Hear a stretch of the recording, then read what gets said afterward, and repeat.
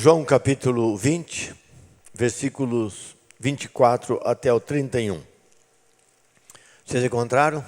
Evangelho de João. Para quem não trouxe a Bíblia, eu creio que o texto já está aí no telão para você acompanhar. Diz assim, e ali está a versão que eu vou ler aqui agora. Ora, Tomé, um dos 12, chamado Dídimo, não estava com eles quando veio Jesus. E disseram então os outros discípulos, vimos o Senhor. Mas ele respondeu, se eu não vir nas suas mãos o sinal dos cravos, e ali não puser o dedo, e não puser a mão ao seu lado, de modo algum acreditarei. Passados 8 dias, estavam outra vez ali reunidos os seus discípulos e Tomé com eles. Estando as portas trancadas, veio Jesus, pôs-se no meio e disse-lhes, paz seja convosco. E logo disse a Tomé, põe aqui o dedo e vê as minhas mãos. Chega também a mão e põe-na no meu lado. Não sejas incrédulo, mas crente. Versículo 28. Respondeu-lhe Tomé, Senhor meu e Deus meu. E disse-lhe Jesus, porque me viste, creste. Porque me viste, creste. Bem-aventurados os que não viram e creram. 30. Na verdade, fez Jesus diante dos discípulos muitos outros sinais que não estão escritos neste livro. Estes, porém, foram registrados para que creais que Jesus é o Cristo, o Filho de Deus, e para que crendo tenhais vida em seu nome. Hoje eu quero falar, irmãos, o título da minha palavra é pare de duvidar e creia. Pode dizer isso comigo? Pare de duvidar e creia. Contexto inteiro, irmãos, embora eu tenha lido a parte final, quando na verdade as ideias, os ensinos de João estão se finalizando, aí entra o próximo capítulo, mas a essência desse texto é a vida de Tomé. Alguns domingos atrás nós tivemos aqui o culto da ressurreição, que é o clímax do cristianismo. Não existe época, data, acontecimento mais significativo para nós cristãos do que a ressurreição de Cristo. Porque Paulo já disse, quando escreve na sua primeira carta aos Coríntios, capítulo 5, versículo 7, se Cristo não ressuscitasse, vã seria a nossa pregação e vã seria a sua fé. Você crê em quê? Num homem morto? Num Deus morto? Numa pessoa que não existe? Mas o que acontece após a ressurreição? Então Jesus foi crucificado, já era tarde, levaram o seu corpo para o túmulo emprestado de José de Arimateia, um irmão ali muito significativo, um seguidor de Cristo. Mas não houve tempo, na verdade, de dar a Jesus um sepultamento digno. Maria, mãe de Jesus, outra Maria, Madalena, Salomé, Joana e outras mulheres. Então, porque o judeu, após as 18 horas da sexta-feira, começa o sábado. Judeu não pode fazer mais nada. E eles guardam o sábado. Então, como nada mais podia ser feito, elas acompanharam ali aqueles que conduziram.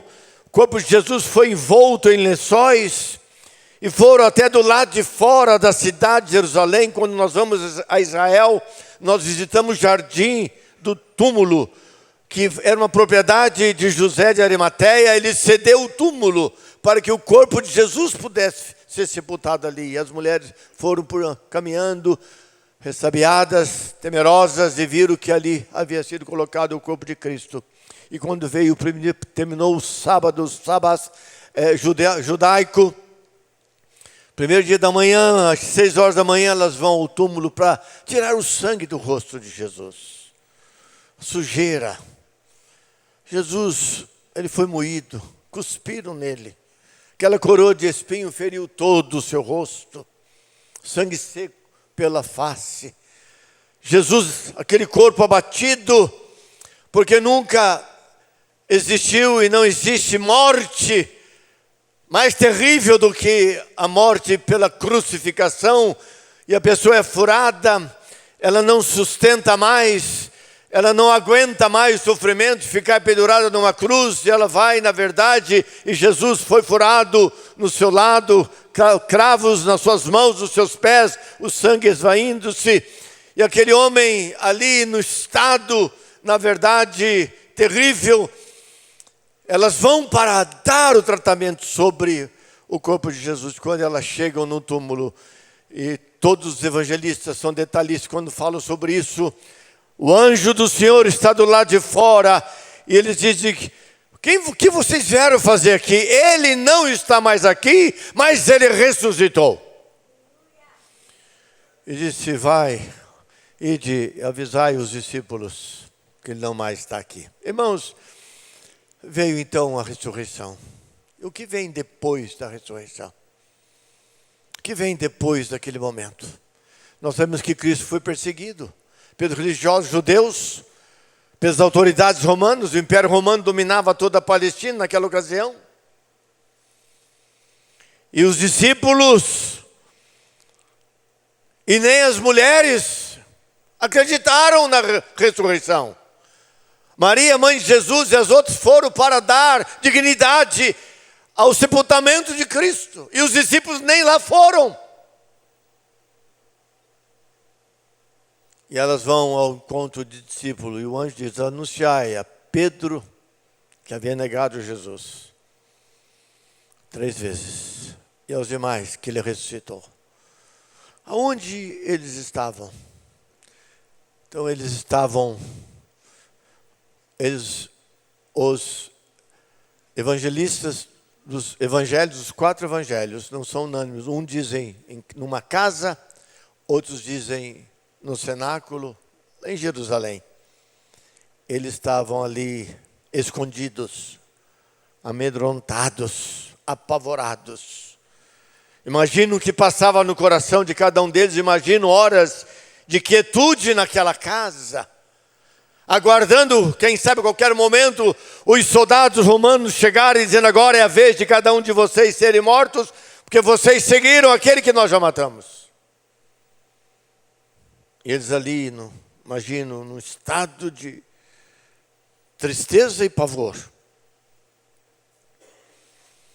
E diz o texto, irmãos e irmãs, que no final da tarde, ao cair do sol, Jesus então agora, ele ressuscitou naquela manhã.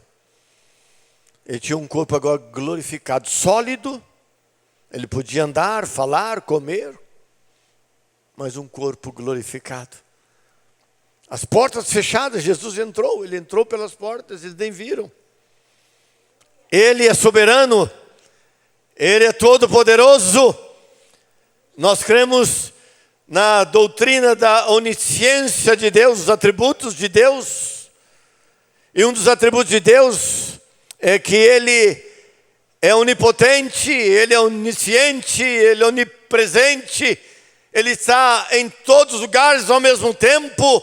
E agora eles chegam naquele lugar onde estão os discípulos. Ele chega e ele diz: a paz seja convosco. Irmãos, aqueles corações atribulados, aqueles homens em desespero, aqueles homens com medo, o que eles mais precisavam agora, naquele dia, não era comida, não era nada, era paz. E Jesus então chega, ele entra, ele profetiza sobre os 10 que ali estavam. Judas traiu Jesus e se suicidou. Não estava lá. Tomé, medroso, covarde, ficou em algum lugar escondido, quem sabe, na casa de algum parente dele. Mas ali estavam os 10 outros discípulos. E Jesus chega e diz, conforme diz a palavra, ele entra no versículo 19. Começa no 19 do capítulo 20. Ele diz, se pôs no meio deles e diz, paz seja convosco. Irmãos, naquele domingo, Tomé ficou em casa. Primeiro dia da semana, domingo. Desanimado, deprimido, medroso, covarde. Os outros foram para o cenáculo. Quando Jesus esteve, então, naquele primeiro dia, após a ressurreição, no domingo da ressurreição, e ele disse, a paz seja convosco. Imagina, irmãos, um momento de alegria, de uma força nova, um vigor novo, uma expectativa nova, que nasceu no coração daqueles homens, naquele contexto que eles perceberam, eles viram a perseguição, eles viram a crucificação, e agora todo aquele momento de pavor, de medo, é transformado em paz. Aonde Jesus está, ali a paz. Que eles digam amém aí. Aonde Jesus está, está a paz. Tomé não experimentou isso. Ele não experimentou isso. Ele só voltou daí uma semana. Aí diz o texto que eu li. E o texto diz que agora, versículo 24, ora Tomé, um dos 12, chamado Dídimo, não estava com eles quando Jesus veio, mas agora Jesus volta e Tomé está. Antes de eu entrar, irmãos, nesse diálogo ali, de Jesus com Tomé, naquela época era comum as pessoas terem dois nomes. Não era nada estranho. É o caso de Tomé. Ele tem dois nomes. Tomé, que é um nome de origem aramaica, hebraica. O aramaico é muito próximo do hebraico. E ele tem um nome também de Dídimo. Dídimo, que é um nome grego. Naquela época, toda a Palestina era uma cidade muito cosmopolita, gente de todas as regiões e da Grécia e todas aquelas nações em volta da Palestina. Jerusalém já era um grande centro. Ele também tinha um nome de Dídimo. Ambos nomes, tanto Tomé como Dídimo, significa gêmeo. A tradução para Dídimo, Tomé, é gêmeo. E certamente, irmãos, o nome gêmeo é de Tomé, era Tomé. Tanto Tomé como Dídimo, eles tinham estavam tendo uma dificuldade muito grande da incredulidade. E quando os discípulos disseram a Tomé, olha, nós vimos o Senhor, estivemos com Ele. Ele disse, eu não acredito, não acredito. E o texto é muito claro, meus amados irmãos, quando diz que o próprio Tomé disse, ele disse o seguinte, quando eles disseram, nós vimos o Senhor, se eu não tocar nas mãos de Jesus, se eu não vir as mãos de Jesus, o sinal dos cravos, e ali eu puser o dedo, irmão, não era suficiente ver, ele era tão incrédulo que ele queria tocar na palma da mão de Jesus, onde o cravo entrou e fez um buraco, para saber se era realmente um buraco ali. Não bastasse o sinal ainda ali, nem fechado foi. As marcas das mãos de Jesus. Ele disse, e se eu então não tocar nas suas mãos, não ver os sinais do cravo, dos cravos, versículo 25, e não puser a mão no seu lado, de modo algum eu acreditarei.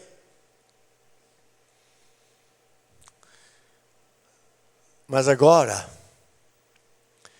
este incrédulo Tomé se reúne com os seus colegas. E Jesus volta então, e quando Jesus chega, ele entra, eles estavam reunidos ali no meu lugar, e Jesus mais uma vez ele profetiza a paz e diz, paz seja convosco. E termina Ele não olha para nenhum dos apóstolos, nenhum dos discípulos. Ele olha para Tomé. Fixe seus olhos em Tomé. E o texto diz assim, de maneira muito clara. Ele diz então para Tomé, Tomé, versículo 27, põe aqui o teu dedo e vê as minhas mãos, Tomé. Chega também a sua mão e põe-na no meu lado. E ele, irmãos, encerra esse momento numa declaração poderosa. E diz assim, Tomé, não sejas incrédulo, mas crente.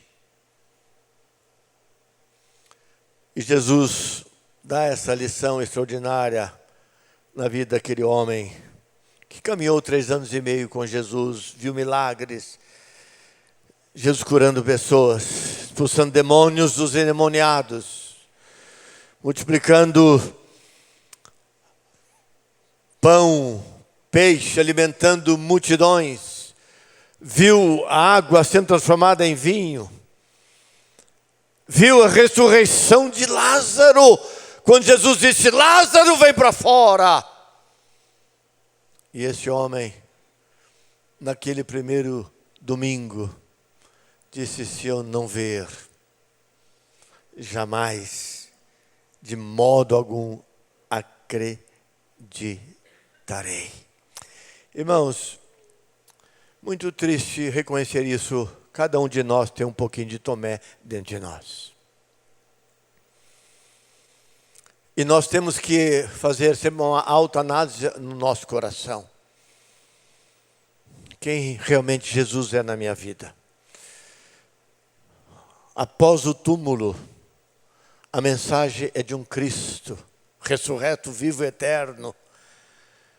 Aquele Cristo que andou com seus discípulos era o próprio Deus. Mas ele tinha forma humana, ele tinha fome, ele tinha dor, ele tinha sono, ele tomava água, ele conversava com todos. Agora, esses homens discípulos estão diante do Deus vivo, do Deus verdadeiro, aquele que a morte não teve poder sobre a sua vida. Ele foi tirado daquele túmulo, ele vive e reina para sempre e voltará em breve para nos buscar. Se crê nisso, digam glória a Deus aí, meu irmão. Não sei como você consegue ouvir isso e ficar quieto. Que mensagem de poder, meus irmãos e minhas irmãs. Isso atiça a nossa fé. Isso renova o nosso vigor espiritual. Isso gera em nós uma convicção tremenda de que nunca estamos sozinhos, porque Ele mesmo disse, eu estarei convosco todos os dias, até a consumação dos séculos. Muito mais do que isso, irmãos. Ele está para chegar. Ele vai voltar. Eu tenho que ter isso vivo dentro do meu coração. A igreja viva, bíblica, espera Cristo. Jesus está voltando, você quer dizer, diga amém. Jesus está voltando, irmãos, para buscar quem? Os dele. Quem são os deles? Os dele são aqueles que creem, aqueles que se entregaram, aqueles que se renderam, aqueles que não fizeram as coisas deste mundo prioridade. Embora vivemos neste mundo, temos que viver como a vida aqui requer, mas nada disso pode ocupar o primeiro lugar na nossa vida, no nosso coração. Que Ele tem que ser a nossa prioridade, amém? Sabe, irmão, Jesus, Ele não repreendeu Tomé por suas dúvidas, mas Ele repreendeu Tomé pela sua incredulidade. Ele não creu, porque as dúvidas todos nós podemos ter. Eu já li não sei quantas vezes a Bíblia inteira, e muitos aqui já leram, nossos pastores já leram, os irmãos, eu sei de gente, nós já ensinamos aqui, já demos nesses anos todos, e o reverendo Hermes continua a fazer a mesma coisa, desafiando a ler a Bíblia. Nós lemos um capítulo da Bíblia, irmãos, toda terça-feira na reunião de oração às 6:30 da manhã, lemos um capítulo da Bíblia toda quinta-feira às 6 horas às 6:30 da manhã aqui na reunião de oração, lemos a Bíblia o tempo todo, nós cremos na mensagem bíblica, pregamos o Evangelho, pregamos a Bíblia, ela é a palavra de Deus para a nossa vida. Se quer diga amém. Sem ela, nós não somos nutridos. E é ela que alimenta e sustenta a nossa fé.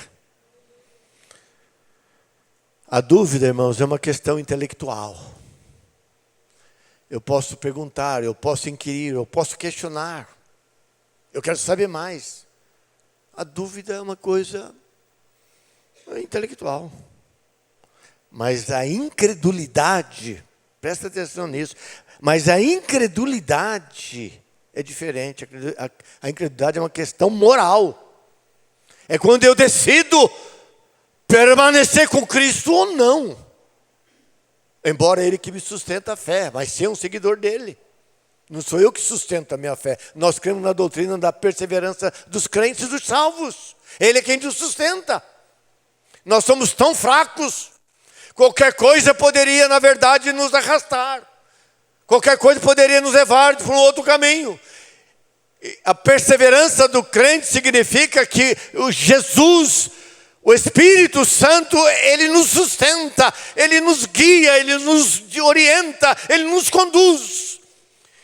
Para que os nossos olhos jamais saiam e deixem de ver a cruz vazia. Ele morreu por mim, mas ressuscitou para a minha vida eterna. Se quer nisso, diga amém. Então, uma questão, simplesmente, irmãos, é uma questão moral. Quando nós podemos recusar de crer. Os discípulos aqui, irmãos, nesse texto maravilhoso, experimentaram uma transformação do medo naquele cenáculo para a coragem. E agora com Jesus ali, eles saíram valentes. Agora eles saíram dali corajosos.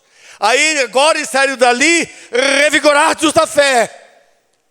Se quiser nos matar, vamos morrer por Jesus Cristo. Ele está vivo, Ele está conosco, Ele nunca nos deixará. Ele vai à nossa frente. Você pode dar um glória a Deus? É a convicção, irmãos. Nós temos que ser crentes. Antigamente, ser crente era uma palavra que ninguém gostava. É uma palavra fraca. Crente. Porque ele é crente. Eu era menino, eu nasci na igreja evangélica. Meu pai foi presbítero 40 anos. Eu cresci no meio das crianças na igreja. Fui presidente de UPC, de mocidade. Fazia os acampamentos de mocidade. Eu sou quinta geração de presbiterianos. Eu nunca fui em outro lugar a não ser estudar teologia dentro da igreja presbiteriana. Fui para o seminário de Campinas a vida inteira. Sou pastor que vai fazer 50 anos.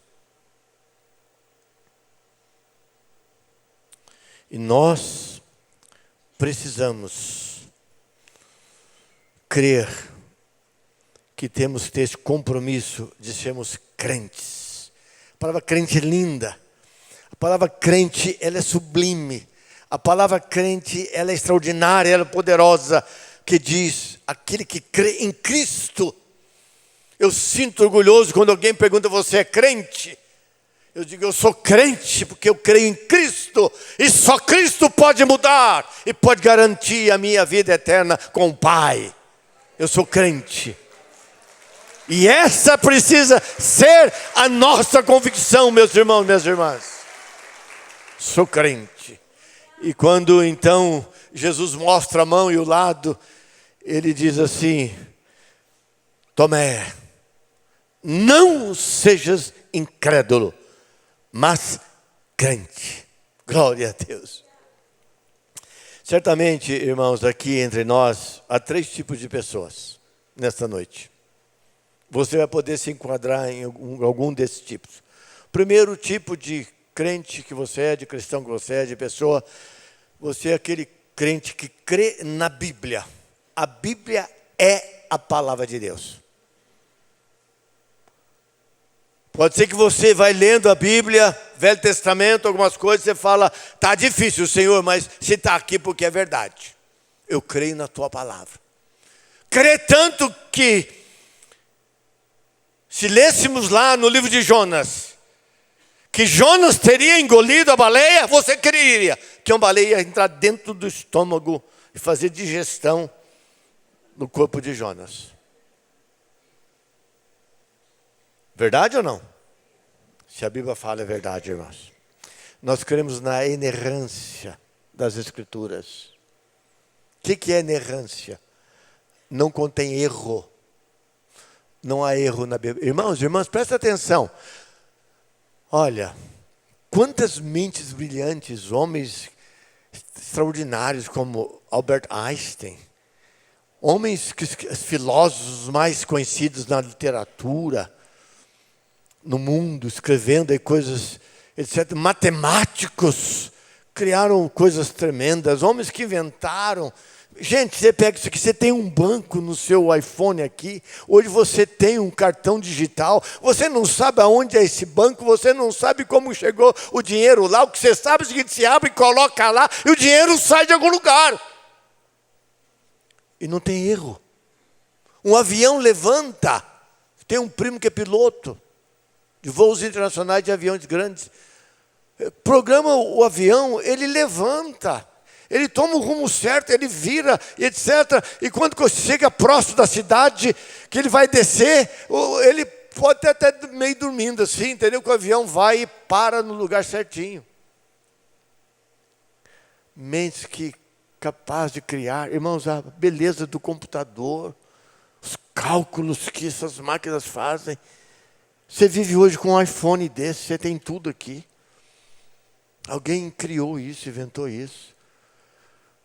Por que esses homens de umas cabeças dessas que nós não temos, não negaram a Bíblia, escreveram um livro para acabar com a Bíblia? Cada afirmação de Cristo, ele tem uma tese negando a Bíblia, etc. E hoje a Bíblia não teria valor nenhum. Ninguém foi capaz. Porque esta é uma palavra sem erro, inerrante. Nós cremos que a Bíblia é a palavra de Deus. Que Deus diga amém. Amém. Mas há um outro grupo de pessoas, de crentes, de irmãos. Esse grupo são os céticos. Dentro da igreja também tem os céticos. Quem são esses? São pessoas que precisam de evidências claras para poder crer. Eu lembro de um irmão aqui uns anos atrás, irmãos, eu estou aqui há muitos anos nessa igreja, vai fazer 39 anos, a mais, 39 anos aqui em Londrina. Um irmão muito querido, ele sempre participou do culto, mas ele era muito cético, ele não cria. Um dia eu queria que ele batizasse, ele falou para mim, olha, reverendo Osni, eu gosto demais dessa igreja, eu admiro, sou seu amigo, gosto do senhor, mas eu não creio como o senhor crê.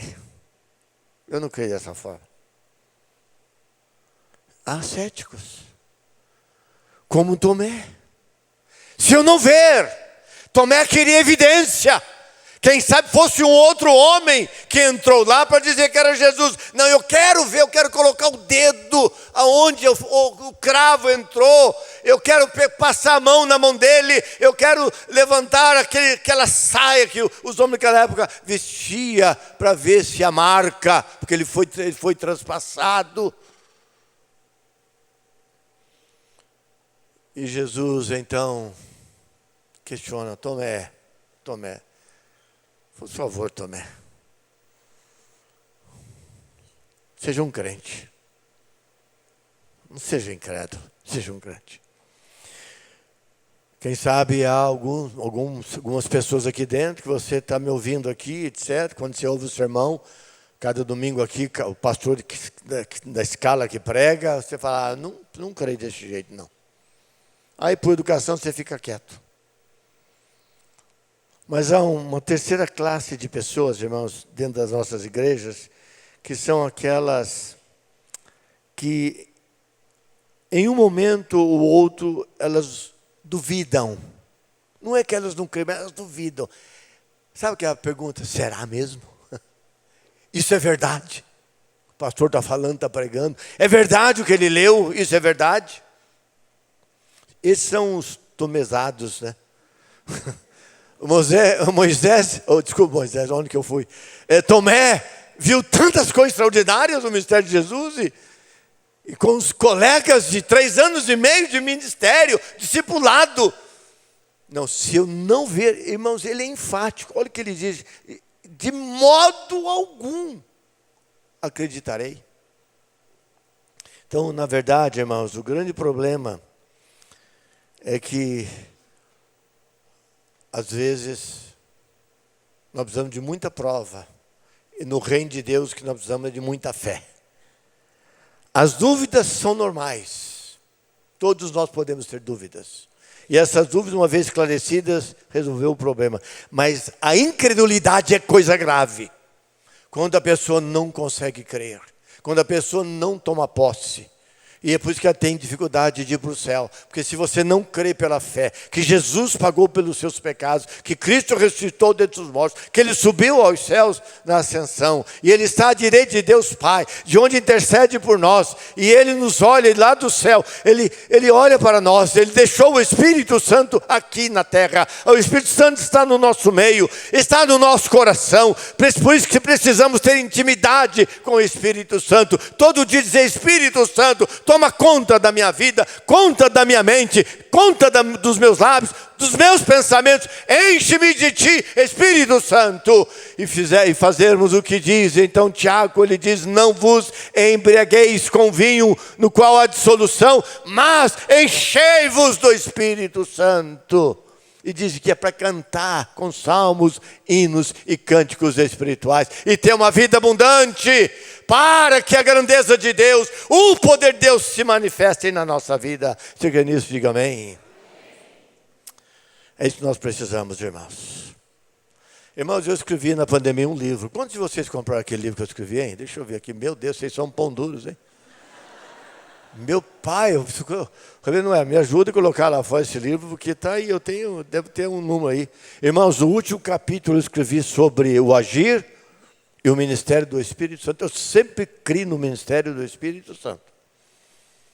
Eu tenho uma posição ali, que para alguns ela é questionada, mas é o que eu creio, e eu coloquei o que eu creio nesse capítulo 10 sobre o agir e o ministério do Espírito Santo. Irmãos, se não houver a presença do Espírito Santo, se o Espírito Santo não for primeiro o pastor da igreja e nós todos os seus auxiliares, nada acontece na igreja, porque o homem não convence, sermão nenhum convence a pessoa, palavra alguma toca no seu coração, mas o Espírito Santo pega tudo isso e joga no seu coração, e você entra uma pessoa incrédula, entra uma pessoa vazia, entra uma pessoa mundana, e você sai uma pessoa purificada, perdoada, livre e salva para a eternidade.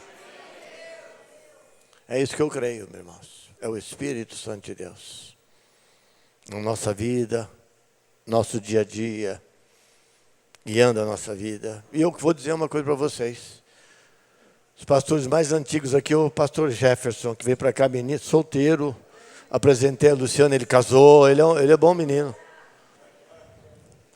O crescimento da Igreja Central de Londrina nessas décadas, que a nossa igreja é uma igreja pequena na esquina da Benjamin com Belo Horizonte. Não é por causa de pastor nenhum, por causa do lugar do Espírito Santo nesse lugar. Fica nisso, diga amém. O Espírito de Deus tem liberdade nesse lugar, sempre teve e tem. É Ele, o ministério é dele. Ele age, Ele quer trabalhar em nós. E eu preciso encerrar, irmãos, o relógio já me deu o sinal que eu passei do horário. Mas como eu sou pastor sênior, já sou mais velho, eu tenho direito de passar o horário daqui todo domingo, amém? Querem que eu encerre ou posso continuar? Oi? Continuar? Então, irmãos, rapidamente, quero caminhar para o encerramento. Quero caminhar para o encerramento. Então, as dúvidas, elas são normais, mas a incredulidade é uma coisa muito grave. Versículo 27. Disse Jesus: por que me viste, creste, Tomé? Quer dizer, se você não tivesse me visto, você não ia crer mais em mim? Bem-aventurados os que não viram e creram. Aleluia, aleluia. Irmãos, Texto de Hebreus. Eu vou colocar um texto aqui no nosso telão aqui atrás. Pode colocar Hebreus 3:12. É um desafio. O texto diz: tende cuidado, irmãos, jamais aconteça haver em qualquer de vós perverso coração de incredulidade que vos afaste do Deus vivo. Coração de incredulidade. A incredulidade nos inibe. Ela impede. Ela é uma arma do Satanás. Para que você não alcance, nem desfrute o que Deus tem para te dar. E resumindo e concluindo nesta noite essa palavra, precisamos, irmãos, admitir as nossas dúvidas. Credulidade não, dúvida podemos esclarecer. Como é bom quando alguém na célula pergunte: o senhor pode me explicar esse versículo? Alguém que vem aqui no gabinete pastoral, quando nós atendemos, marca o horário com o pastor. Eu tenho uma dúvida, o senhor pode me ensinar? A dúvida desaparece. Isso não quer dizer que você não está crendo no que a palavra nos ensina e nos encoraja. Judas capítulo 1, eu vou ler esse texto, Judas capítulo 1, versículo 22. Judas é um livro de um capítulo antes do Apocalipse. Ele diz: e compadecei-vos de alguns que estão na dúvida. Quando alguém está, irmãos, nessa incerteza que é dúvida, nós temos que acolher esse irmão. Os novos convertidos, pessoas estão chegando agora. Aquelas pessoas estão caminhando como nossos filhos quando começaram a engatinhar. Tinha que ter paciência com eles. Lembro das minhas filhas pegando na mão, ficando durinha. Depois eu dava o dedo, eu segurava, porque eu só podia segurar o dedo, segurando o dedo, dando os primeiros passos. Você que é pai, você que é mãe, nós avós fazemos isso. Tem que ter paciência para fortalecer, portanto, este que está renascendo, iniciando algo que nós já caminhamos há tantos anos. A dúvida honesta é melhor do que a fé desonesta, a fé falsa, a fé oportunista, a fé que não tem base, não tem sustentação de Deus. Por isso que lá em Sermão do Monte, Jesus Cristo nos ensina a estabelecer uma prioridade. No capítulo 6, versículo 33, ele diz: buscai, pois, em primeiro lugar, o reino de Deus, e todas as demais coisas vos serão acrescentadas. E vamos crendo Deus agir na nossa casa, nossos filhos, trazer saúde dentro da família, abrir oportunidades, nossos netos. Quando eu vejo aqui minha neta mais velha aqui, servindo a Deus, amando a Jesus, irmãos, isso não tem preço.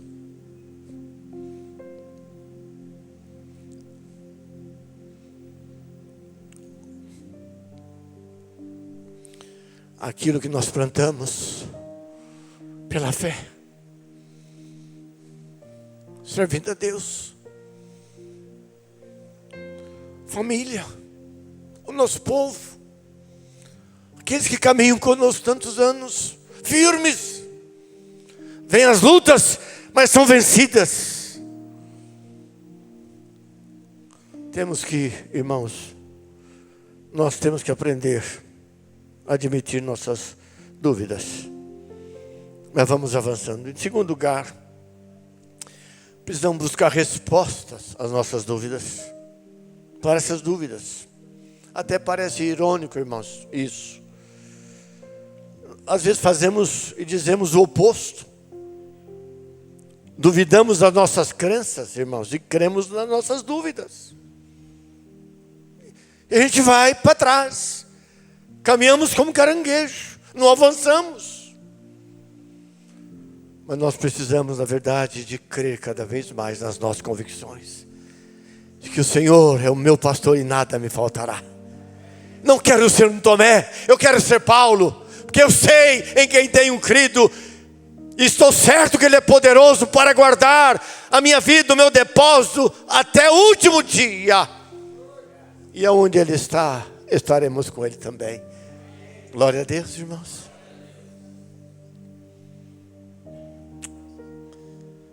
Precisamos buscar resposta para nossas dúvidas. Em último lugar, nós precisamos de começar com a porção de fé que Deus nos deu. Irmãos, quando nós começamos a fé cristã, começamos a caminhar na fé cristã, Deus investe em nós, Ele nos chama, nós somos dele. Ele faz tantas coisas para nós antecipadamente. Naquele exato momento de um perdido, você é um purificado. De um condenado, você é um livre. De um candidato para o inferno, você vai para o céu. Nós precisamos começar com a porção de fé que Deus nos deu. A Bíblia nos afirma que Ele concedeu a cada um de nós uma medida de fé. Cada um de nós. E é um texto tremendo com ele, logo eu vou encerrar. Marcos capítulo 9. Marcos capítulo 9 fala de um pai que tinha um filho possesso de um espírito terrível. O menino espumava a boca o tempo todo. Ele se lançava no fogo, ele se lançava na água. Vamos abrir esse texto de Marcos capítulo 9, versículos ali o 23. E aquele pai assustado, o sofrimento daquela criança. Eles vão até os apóstolos, discípulos ali. Eles tentam expulsar o demônio e não conseguem. E esse pai procura Jesus e diz: olha, os discípulos não conseguiram livrar o meu filho desse mal. E diz o versículo 23. Ao que respondeu-lhe Jesus: se podes, tudo é possível que crê. Você crê que seu filho pode ser curado? Se podes, tudo é possível aquele que crê. E o versículo 24 então diz: e imediatamente, Marcos 9, 24, imediatamente o pai do menino exclamou, com lágrimas, sofrimento: eu creio, ajuda-me na minha falta de fé. Irmãos, este homem, ele revela duas coisas. Ele mostra a sua... Ele confia e ao mesmo tempo ele tem dificuldade de confiar. E Jesus então, diante desse quadro, ele ora sobre aquele filho. O demônio vai embora. O menino levanta. O menino agora está bom, está sadio. O milagre é realizado. E os discípulos, quando com Jesus, no primeiro encontro, falam: mestre, por que nós não conseguimos expulsar o demônio daquele menino? Aí Jesus então traz esse ensino. E nós já aprendemos isso aqui, irmãos. Quantas vezes nós tivemos que fazer jejum aqui? Havia uma época que tinha muitos demoniados aqui na noite da libertação. Muitos demoniados. Todos nós pastores sabemos o que é isso, expulsar demônio de pessoas. Há um certo tipo de casta que só sai com oração e jejum. Jejum e oração. Esse é o Cristo, irmãos, que nós cremos e pregamos e temos certeza do cuidado dele sobre a nossa vida. Pare de duvidar, creia. E quando o capítulo 20 se encerra, o evangelista João, ele diz: estes porém foram registrados esses sinais para que creais que Jesus é o Cristo, Salvador. Ele é o Cristo. Jesus era o nome dele de homem. Cristo é o Filho de Deus. Messias. Ele é o Messias, o Filho de Deus. E ele encerra neste último versículo, versículo número 31. Para que crendo tenhais o quê? Vida em seu nome. Em outras palavras, só Jesus pode transformar, mudar, modificar, alterar e garantir a nossa vida até a eternidade. Você crê nisso? Diga amém. Feche seus olhos. Pai, muito obrigado por essa noite, por esse tempo. pela tua revelação, Pai, pela tua palavra, pelo desafio. Pai, se houver aqui uma única pessoa, aqui nesse recinto, nesta noite, que tem caminhado na incredulidade, não crê que o marido pode mudar. O marido não acredita que Jesus pode, o Espírito Santo pode mudar a esposa. Os filhos estão fora do caminho, não crê que esses filhos podem voltar. Pai, seja qual for a necessidade do meu irmão, da minha irmã, essa é noite de milagre. Pai, essa noite de uma mudança, continua queimando o nosso coração quando pensamos em Cristo e quem Ele é e o que Ele pode fazer por nós. E tira, Pai, todo resquício de Tomé do nosso coração. E planta em nós o espírito de Paulo.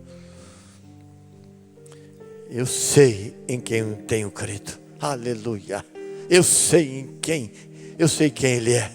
Oh, meu Deus, não importa a circunstância que está diante de nós. Haja o que houver. Nós estamos declarando uma fé firme no Senhor. Opera esse milagre nesta noite, Pai, em corações aqui, sobre a vida daqueles que estão nos ouvindo e vendo pela internet. O poder de Deus alcance a sua vida. E que o Senhor opere em nós o teu poder, hoje e para todos sempre. E o povo de Deus diz, amém. Você pode dar um amém forte? Amém. Aleluia, glória a Deus. Amém, glória a Deus.